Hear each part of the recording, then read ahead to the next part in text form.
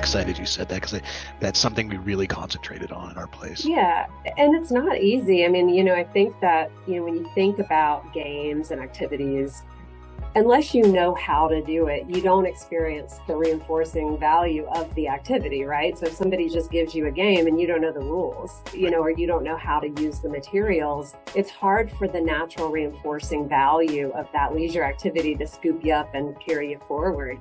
And so it is important that kids can also, participate in instruction, even if it's a little like, I don't know why we're learning this, but I'm going to go along with this, and I trust my teacher, and we're going to work on these skills, because once I've learned how to do it, now I can play with it.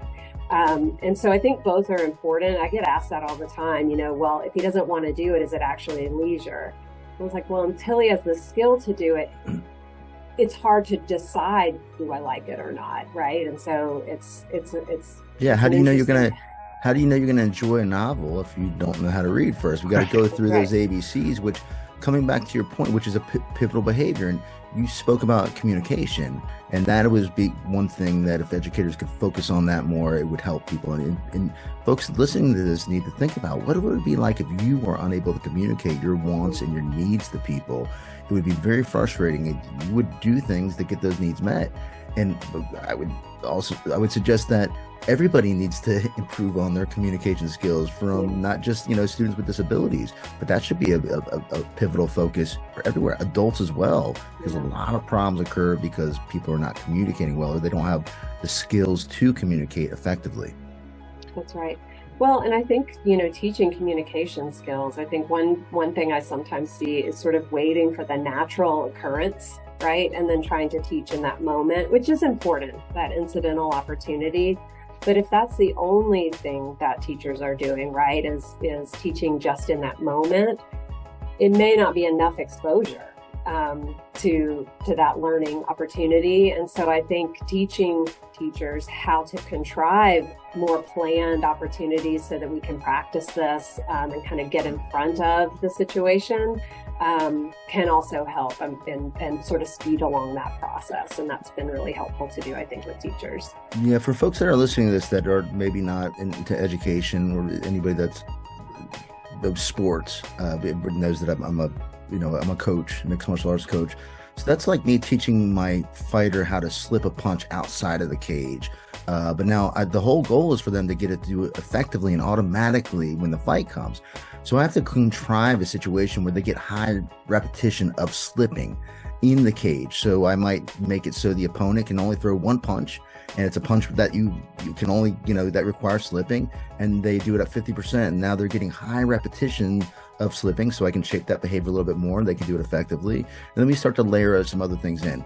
But if they don't have the opportunity, even if they can do it proficiently outside of the cage, now they need to know when to do it, and it needs to happen automatically. So we have to give them the repetition to create habit. Everything is about repetition in this case, and it goes right back to, that's the thing with these classrooms, man. It boils it down to the micro level, these details. So it's so interesting to hear about it there.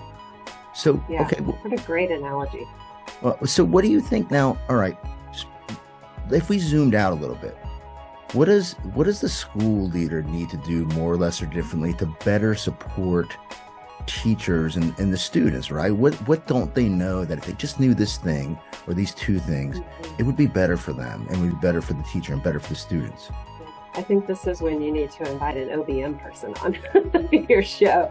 It's a complicated system. There's no easy solution here, but, I think